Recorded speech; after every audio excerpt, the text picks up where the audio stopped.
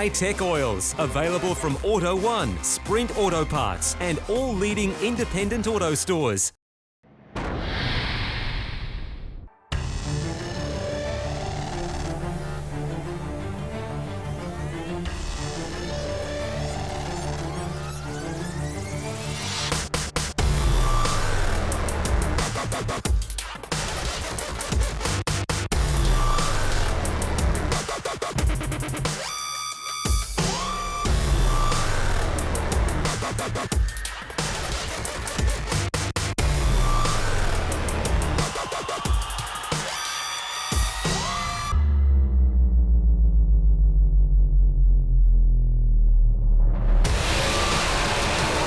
First box. This one's going to the stripe. Zapia just. Oh, they're both slow at the tree. Lassie's all over the place. Phillips will take the win. Will he get the ET to back it up? Oh my goodness, lay that one in the top 5 for the quickest ever.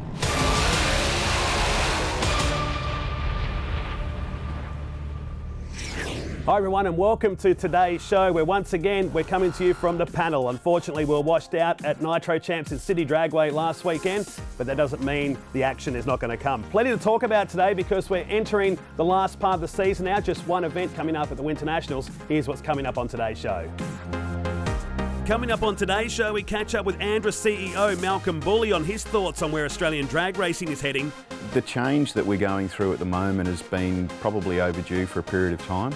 And whenever you go through change, not everybody's going to agree with the direction that's taken. Summit Racing Equipment's Jim Greenleaf explains why the US company has landed on Australian shores. We've found some really die-hard enthusiasts. You know, it's really fun to see the motorsports industry in Australia, from drag racing, sportsman level, Group 1 racing. There's just a very passionate group of motorsports enthusiasts in Australia. And Morris Fabietti and Mark Hinwood dropped by the studio for a chat about their season so far. We had the opportunity in Perth. I probably got a little bit greedy, leaned the motor out a little bit too much, trying to chase some ET and some power. We've got a big 5 slapped on my forehead and we are going to run it. There's no doubt about it. Well, like I said, an action-packed hour coming up here today. We talk to lots of special guests. One man who's under the spotlight right now is the ANDRA CEO, Malcolm Bully. We're going to talk about everything Australian drag racing. Here's what he had to say.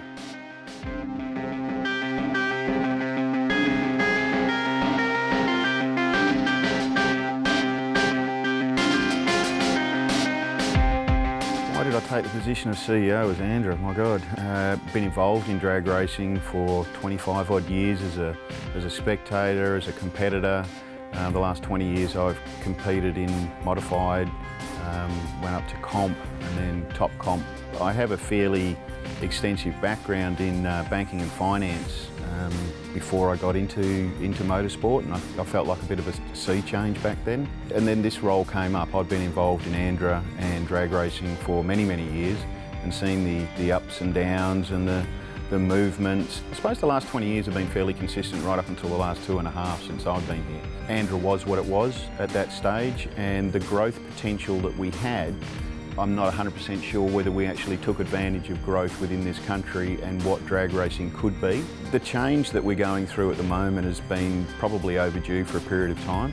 And whenever you go through change, not everybody's going to agree with the direction that's taken. There's a lot of change to come, but to the same extent we need to get a level of cohesion and a level of cooperation in that direction to make sure it's going to work and it's going to stick. The tracks are certainly still heavily involved in that and we want their involvement in it, but to the same extent we need to control our own destiny as to how that passion from drag racers gets communicated to the public. Australian drag racing consists of many complex levels, with tracks, races and the governing body working together.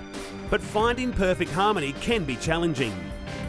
The tracks that we've been dealing with for a while, being Perth, Willowbank and Sydney, they're fiercely independent and they guard their territory with all their might. And I don't see any reason why they shouldn't as well. I mean, their interest is to make those venues as successful as possible. It's very important to us that those 3 major tracks engage at a level where we can actually learn from each other. To the same extent, we have a 3,700 membership base who are racers. So we have a strong responsibility to them as well. Those members own ANDRA. So from a membership point of view, they let their feelings known to us, we pop that up through the board, and realistically at the end of the day we get a direction out of it one way or the other.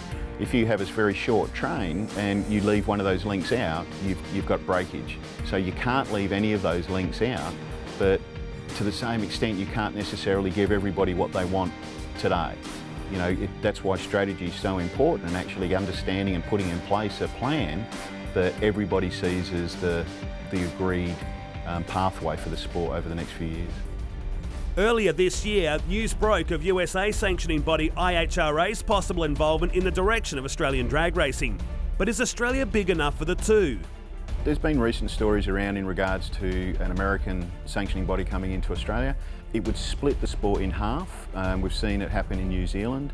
It's just because you take one single sport and you split it and you start duplicating resources and you start duplicating infrastructure. It causes a lot of problem.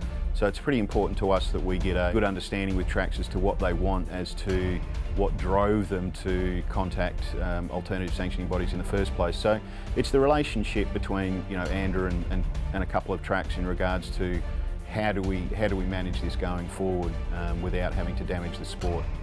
We'll be looking to get some sort of definition behind this debate in the near future. So it's really time to draw a line in the sand, put your past behind you, and start working for the same objective, because the overall objective for everybody, all of those 5 stakeholder groups, and the 3 core ones being the tracks, ANDRA and the racers, all our high core objectives are all exactly the same. We want to see the sport prosper, we want to see more races, and we want to see growth. When you get down to the next line of to say, well, who does this, who does that, and who gets the benefits from those things, that's when it starts getting into murky water.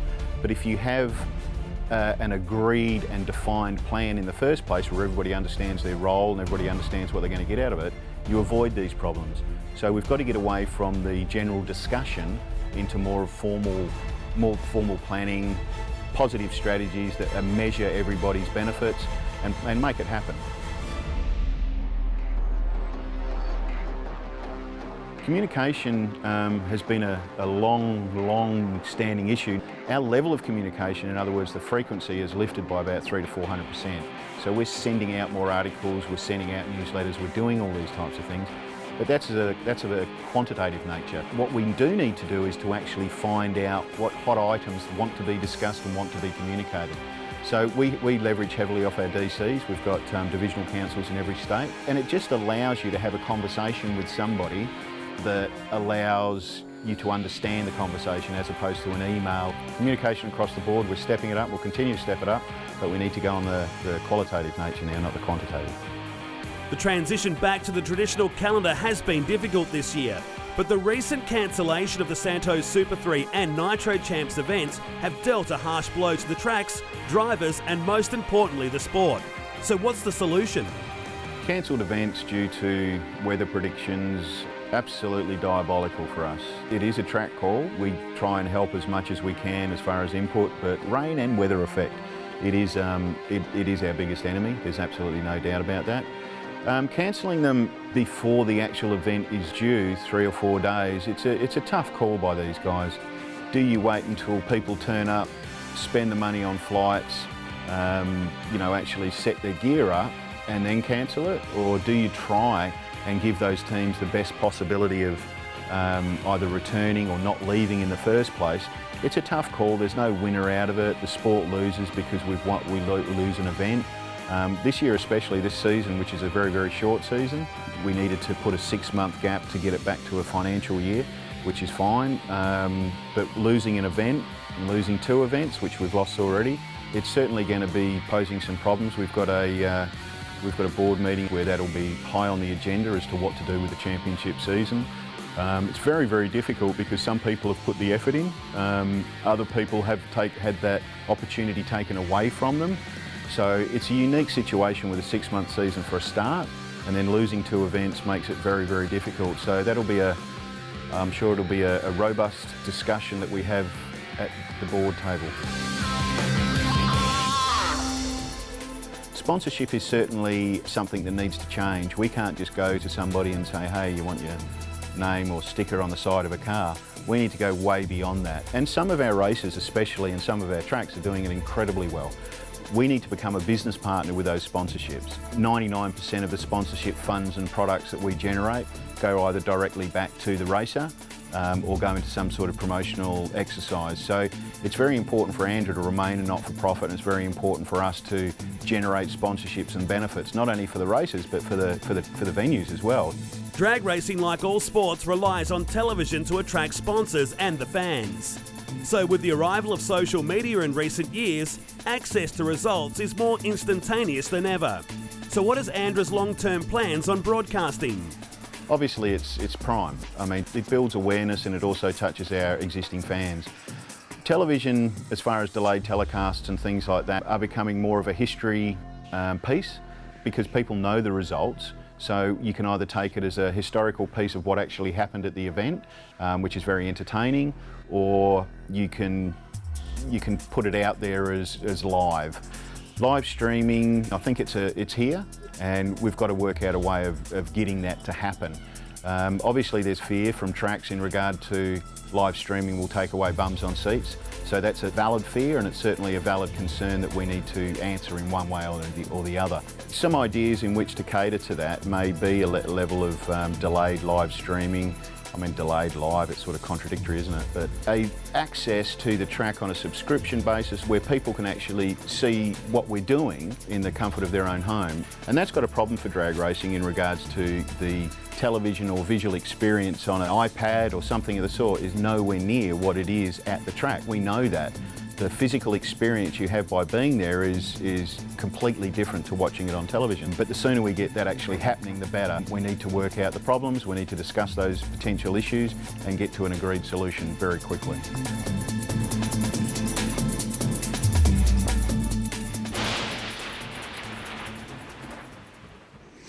Yeah, some interesting stuff coming there from Malcolm Bully in the future of Australian drag racing. Time to talk to one of the stars of Australian drag racing right now, fresh off an awesome campaign at Perth and Adelaide for the Holden Trade Club Monaro team, Morris Fabietti. And Morris, welcome to the show. Hey, good to be here.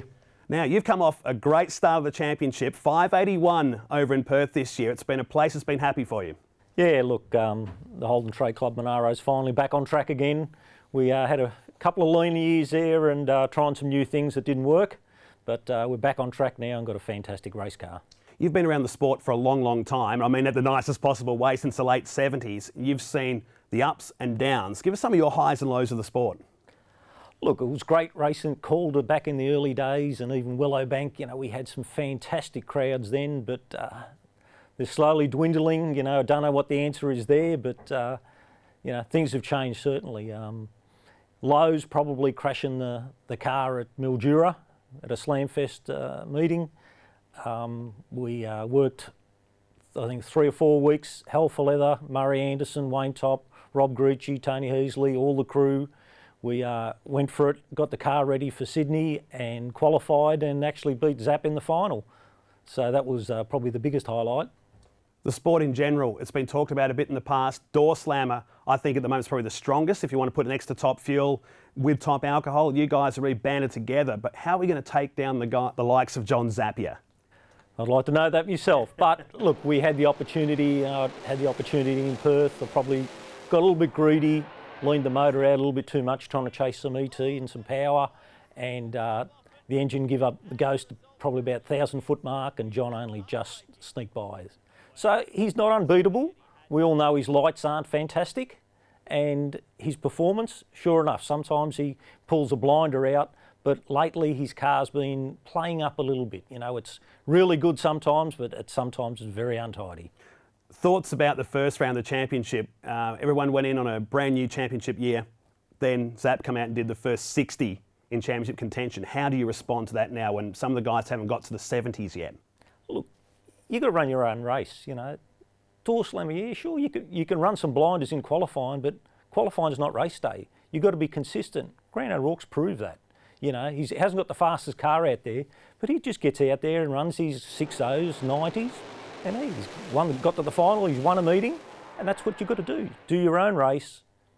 Don't try and set the world on fire. put a number down, and if you can cut a good light, put a number down, you'll go places. We went to a place like Adelaide in March early this year where the track really has come around in the past couple of years. That just needed laps, didn't it? Yeah, it needed laps, and us as drivers and tuners, we got to learn what the track will take. There's no point going out there with a Winter Nationals tune-up for the thing, because you'll just smoke the tyres. You've got to calm the thing down. You know, Adelaide's probably the least amount of power you need throughout the season. So you've got to calm the thing down, slip the clutch, take some timing out of it, and hopefully you're fast enough without going too slow. Let's talk about what's just happened in the past couple of weeks. We've come to the Nitro Champs. Unfortunately, it's been washed out.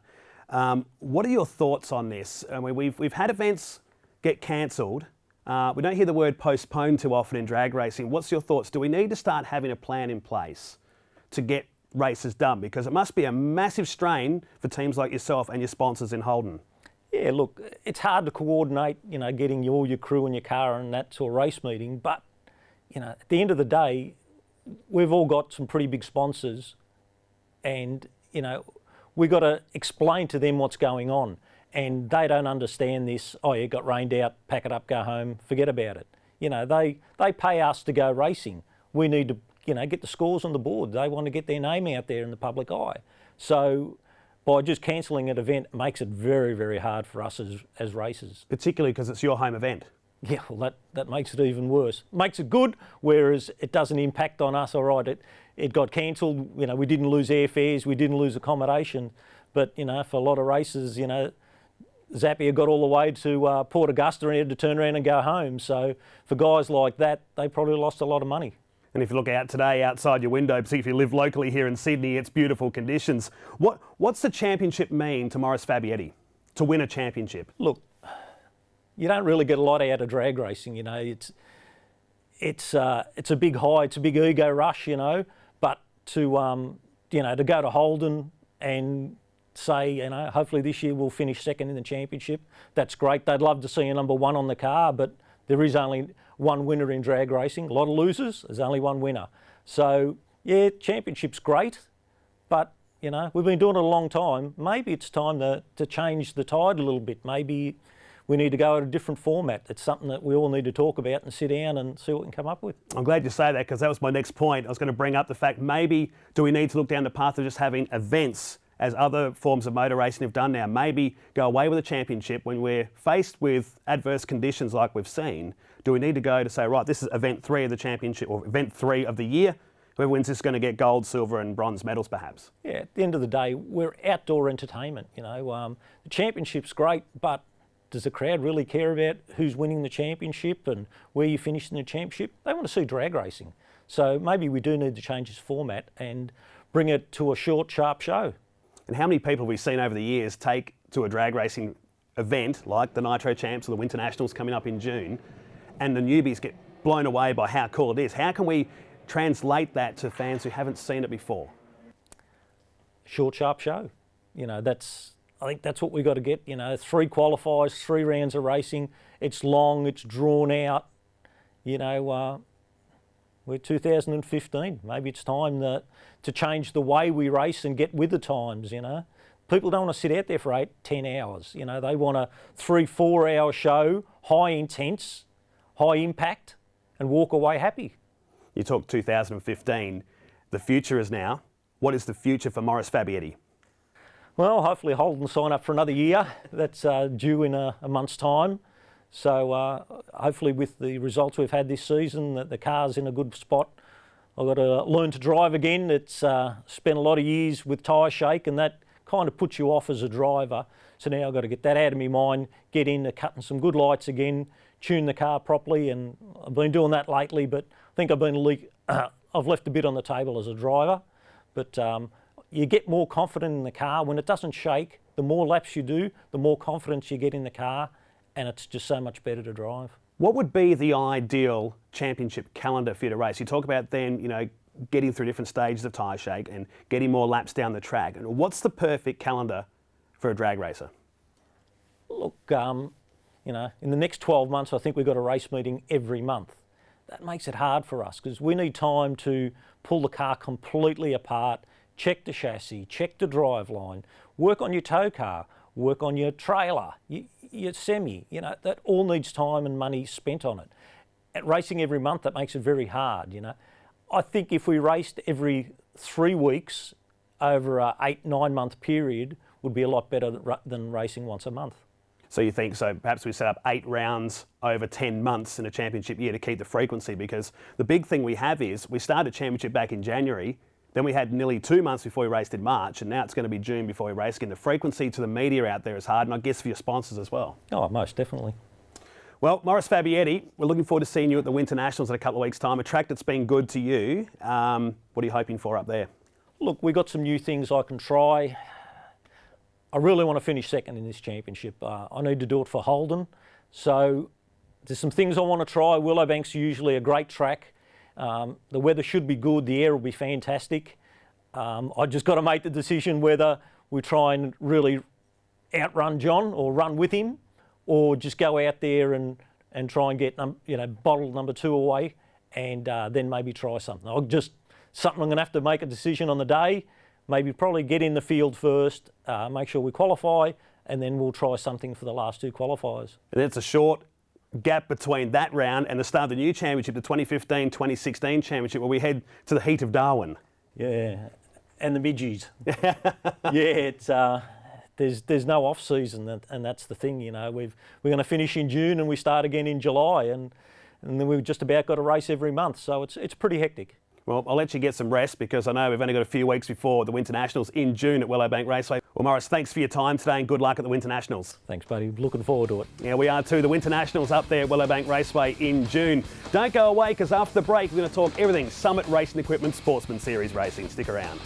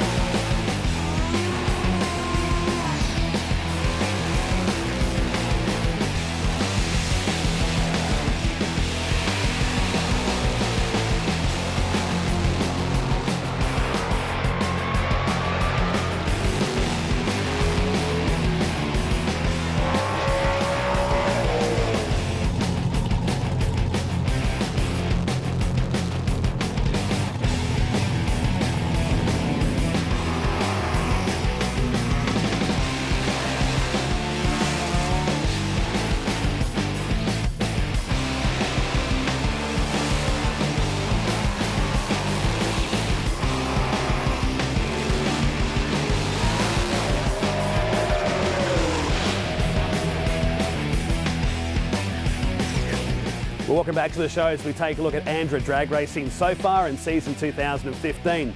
The Sportsman's received a big bolster in sponsorship at the end of 2014 with the signing of Summit Racing Equipment. We caught up with motorsports event and sponsorship manager Jim Greenleaf on his thoughts of Australian drag racing and why they're investing in this sport.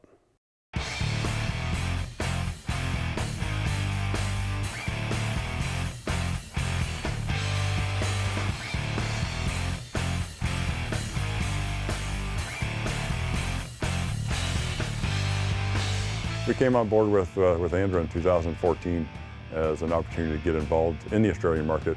We have a very strong presence in drag racing in the United States. So as we looked to Australia, the drag racing market was the first place to kind of focus on. And through introductions with ANDRA and some opportunities that came about, we were obviously excited to get involved at the sportsman level.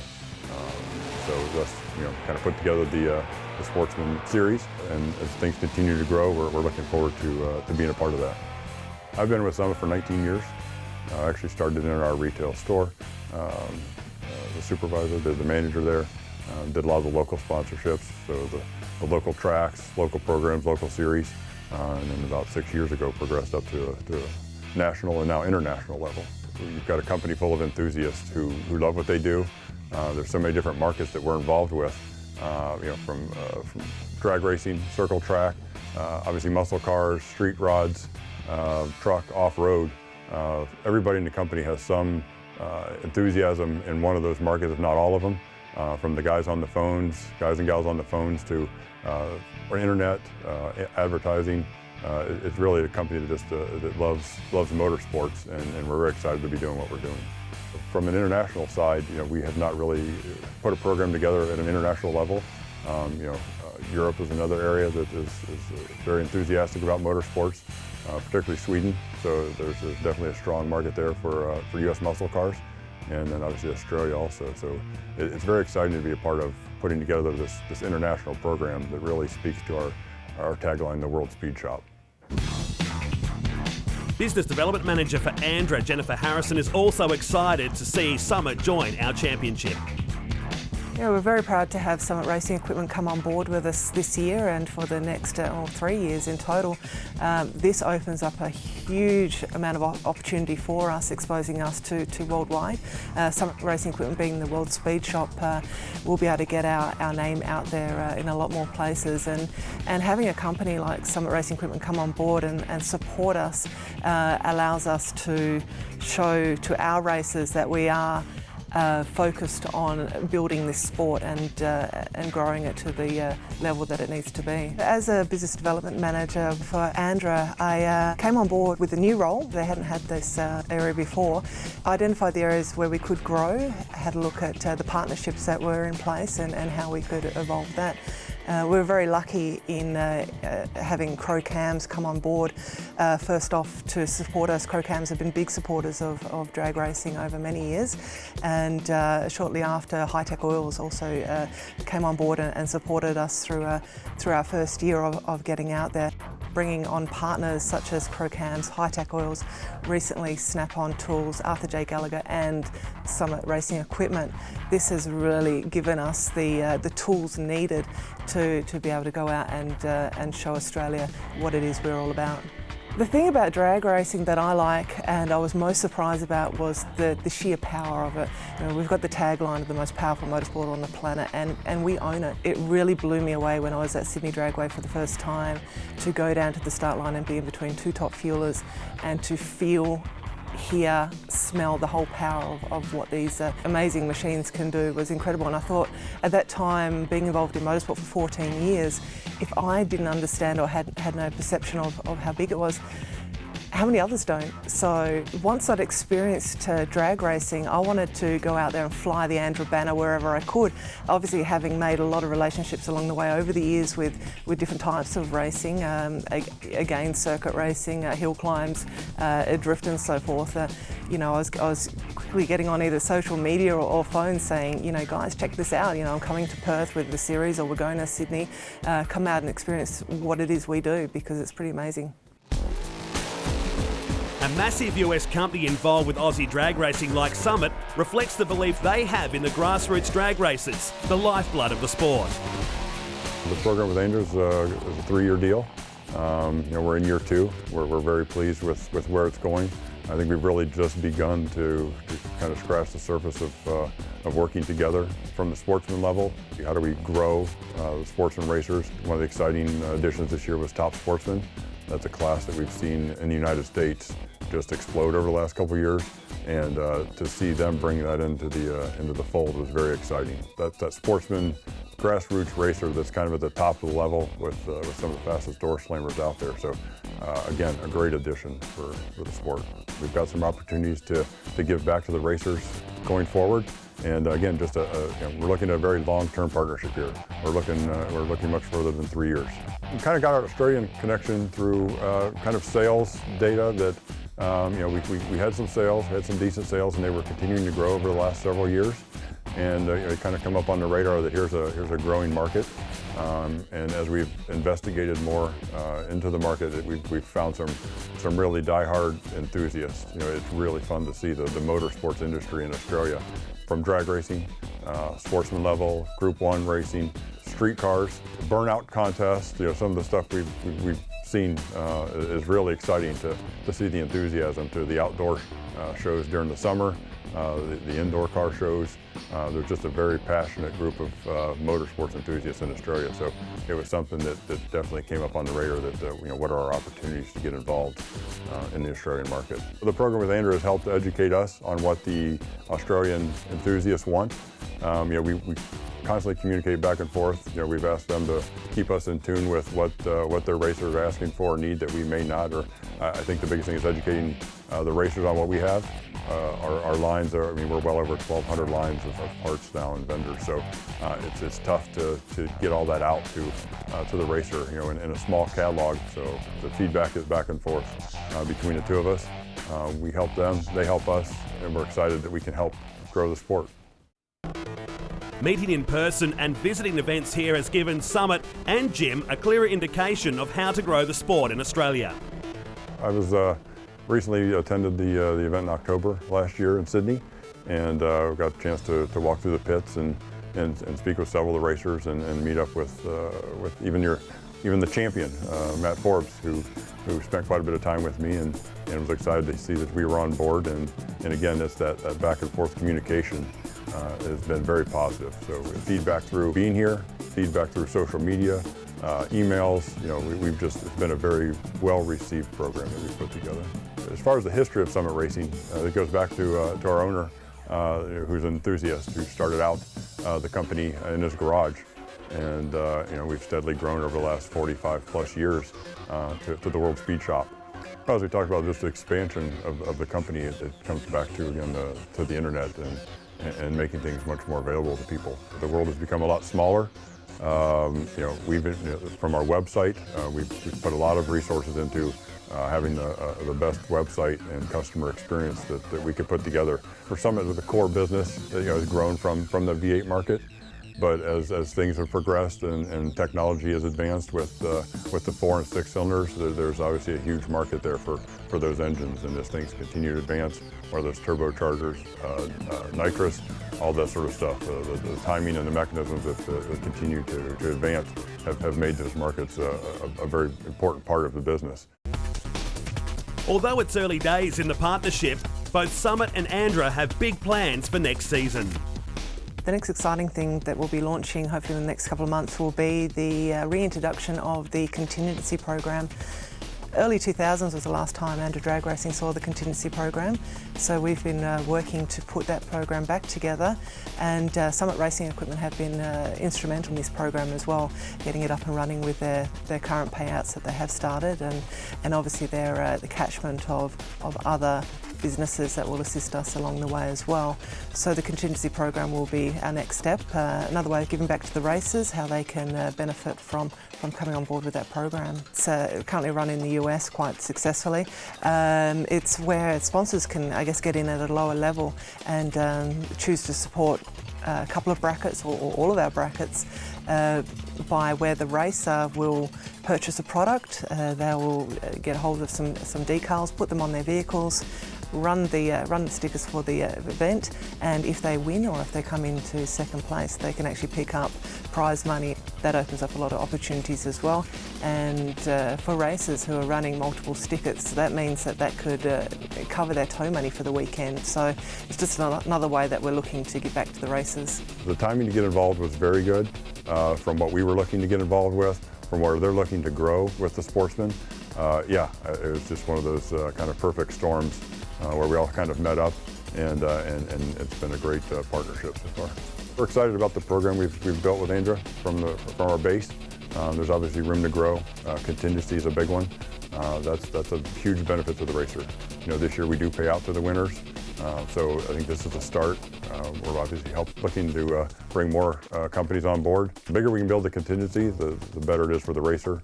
Hopefully it builds a bigger racer base. It all kind of just builds on each other. Other opportunities are, we continue to talk and the partnership continues to grow. Yes, there's as far as opportunities with events, opportunities at tracks. This was just the first step in what I hope to be a long-term relationship.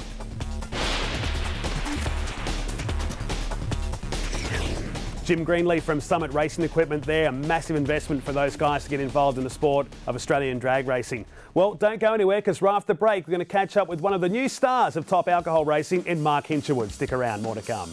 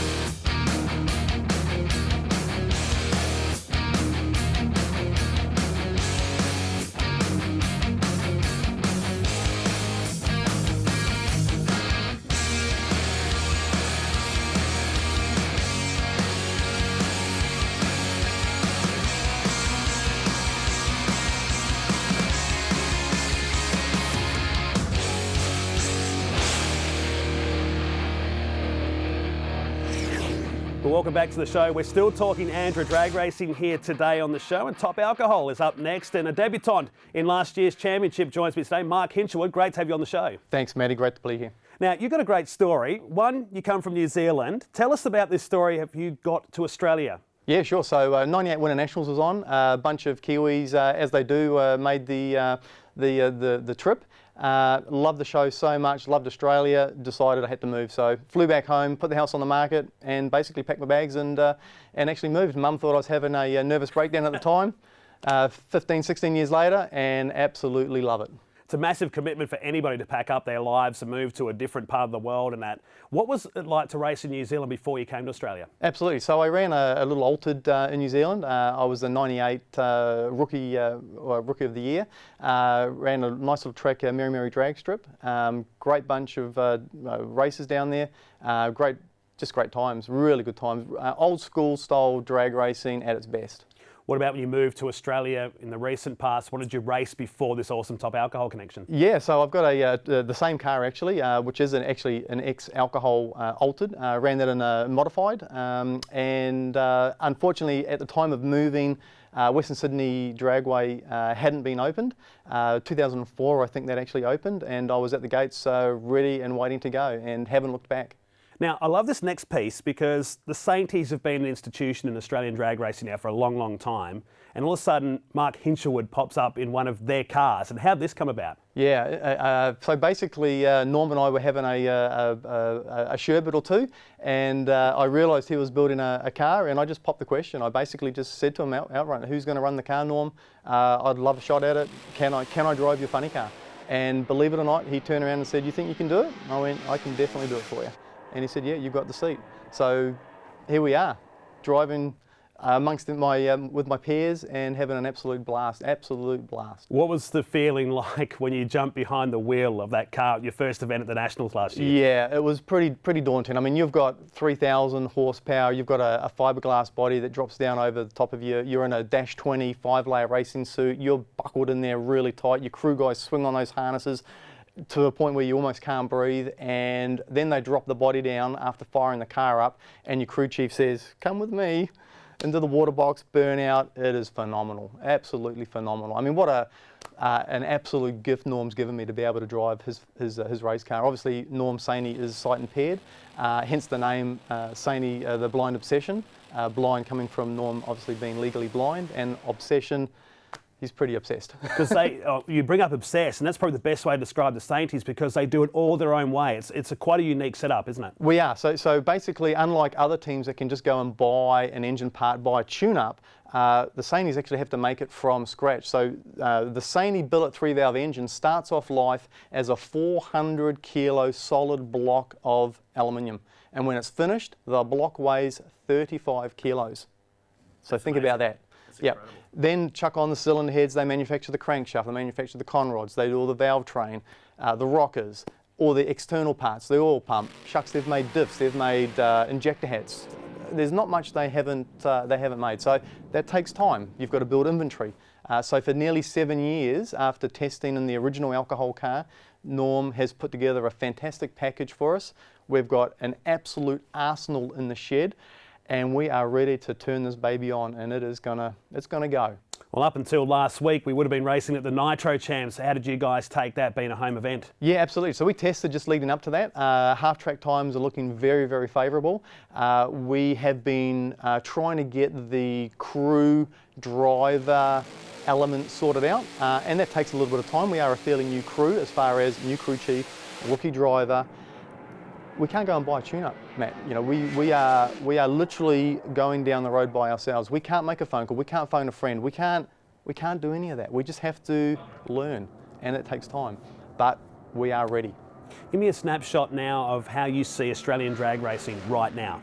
Yeah, sure. I think it's actually really, really positive. It's moving in the right direction. I think there are tracks like Swan Hill coming on board. Yeah. Swan Hill is going to be a fantastic facility. I think the smaller regional tracks around the country, Portland, South Coast Raceway, great track. I mean, if you're a fan and you want to go and check out grassroots drag racing, those little regional tracks up north of Queensland, Benarabi, things like that, it's fantastic. Yeah, I must say the regional tracks have really come back on board lately, and the Swan Hill track, like you say, is going to be one of the most modern tracks we've got in Australian drag racing in the years to come here. I want to talk about what happened with the rainouts here, what it has for an impact on the sport, because you run your own business, Motorsport Connections, and how does that impact your business outside of this? Absolutely, Matt. I mean, it's terrible for everybody. It's terrible for the track promoters. It's terrible for sponsors. It's terrible for fans. I mean, we love to engage the fans at the race meetings with our merchandising and our posters and our free giveaways. We can't do that. So that's social media lacks, because there's nothing going on with social media. So it's a really fairly big snowball effect. It really is. Photographers, it's everything. But there is some light at the tunnel. I think we're definitely moving forward. Do you think, were you a bit surprised that it was a full cancellation and we didn't perhaps go and race another weekend? We've still got a month before the Winter Nationals, and Sydney, unsurprisingly, nice weather as soon as we cancel an event. Yeah, look, it's a real big call. I mean, I'd hate to be in the hot seat there and having to make the decision. Pulling the meeting or cancelling the meeting, I think 3 or 4 days prior to it actually running was definitely a great call. A lot of teams travel interstate, so a lot of teams would have been on the road the following day. So big call from the team there, but I think at the end of the day it was the right decision to make. Cancelling it altogether, perhaps it could have been run a week later, but then also you've got to factor in what else is going on within the facility, what needs to be reorganised, and then what flow-on effect is that going to have with bums on seats. And end of the day, the track promoters, the tracks need bums on seats. It's not just all about the races. And then also, from a racer point of view, we don't really want to race in empty grandstands either. I mean, we need to engage the fans. It's the whole flow-on effect. I think I don't know what the answer is. The Winter Nationals will be interesting to see whether the numbers are propped up because of the rainout. I'm hoping that it's going to be a big show, so we're looking forward to it. What's the future for Mark Hinwood and the Sainties long term? Definitely, we've got a big 5 slapped on my forehead, and we are going to run it. There's no doubt about it. And I know I shouldn't sprout it, but we're keen. We're pumped. 5 seconds, Saney, blind obsession, funny car, sometime in the near future. Bring it Well, on. we've got a lot of racing to get through next year. We go back to the traditional calendar where we start in Darwin of all places, which is going to be nice up there. We transverse across the country to Western Australia, then back across to Sydney. So it's going to be a big year. Absolutely, yeah, and look, that's fantastic for all involved. It's fantastic for the races. It's fantastic for drag racing as a whole. It's going to be really interesting to see as Swan Hill comes on board, as you talked about. Getting more people knowing about drag racing. That's what it's all about.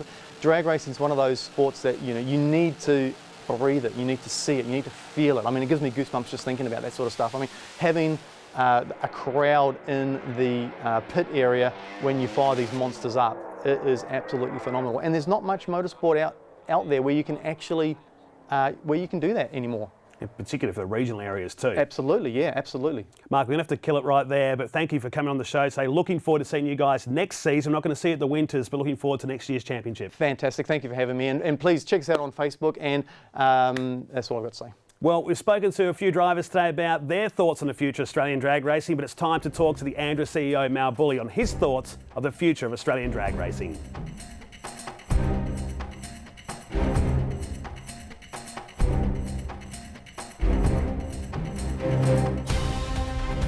We need to turn the show into more of a participative sport for those people who can attend the events, and you can't just expect somebody to sit in the grandstand or on the hill for 10 hours watching cars go down, and if there's an oil down or a breakage in the program, it's not good enough to expect them to sit there, because they won't. People's patience have dropped off dramatically. So the logistics of putting an event together are tighter and tougher than ever before. There's other motorsports in the industry that have been attaching concerts, public displays. It's a whole of week scenario leading up to an event, and that's the only way that we're going to get this thing back to where it needs to be, which is significantly in front of people's minds. While ANDRA has been showcasing the sport at various other major events around the country recently, the sport has seen some growth. But what are the teams and drivers doing? We have over 3,000 actual racers and race cars in this country. When we get to an event, we see prime movers, we see B doubles, we see some real artwork in the vehicles. And then at the end of event, we pack it up and take it home and put it back in its garage. That's great. That's fantastic. That's the main crux of the sport. But as you start moving up, we need to actually leverage off some of those competitors to get them out and about and help us with displays. We need everybody's help to take this sport to the next level.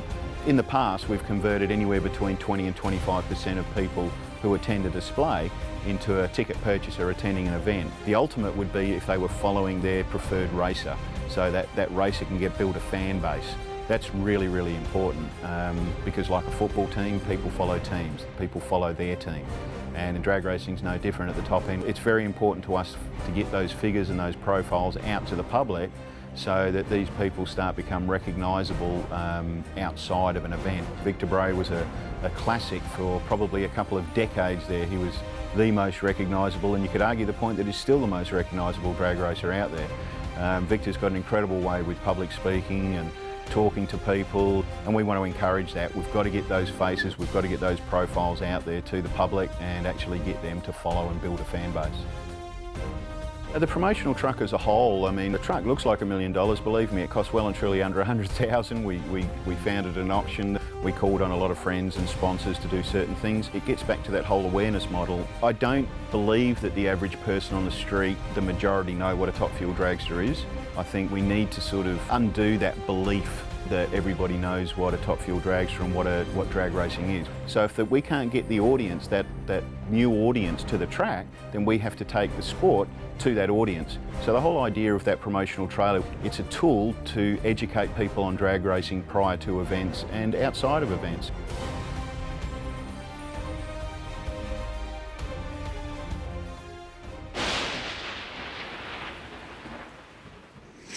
Malcolm Bully there with his thoughts on what's coming up in the future of Australian drag racing. Here's what's coming up in the foreseeable future, at least the 2015-16 calendar. You can see right now it's a big, big year as we go right around Australia once again with the ANDRA Drag Racing Series. Check out andra.com.au for all the information on that one. Find us on Facebook and Instagram and all the social media outlets these days. A big thanks to our panel on today's show. The Winter Nationals coming up in June also.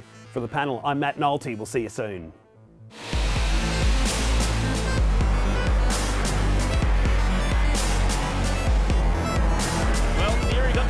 advantage, and that's where it ended. And goodness me, 5:45.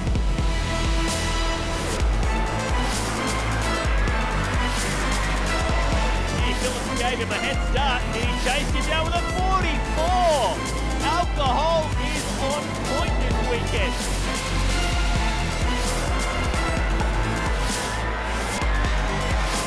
And receives some hit and miss for action times, and he does. 5:49 for Cannuli. Rolling with a start line jump. Carboni took a massive step to the right. I thought he was heading over to where Briolo was. 5:24 is the time they must go quicker than. Early numbers for Zappia are perfect. And in he goes comfortably. He rockets to number 1. Track record, 4:88. What a pass from John Zappia. Right at the tree. He was in the center line, but he gets the win. He's going to the final. And a 5:41. Wow, 428 kilometres per hour, and that isn't just under the national record, it's under the world record.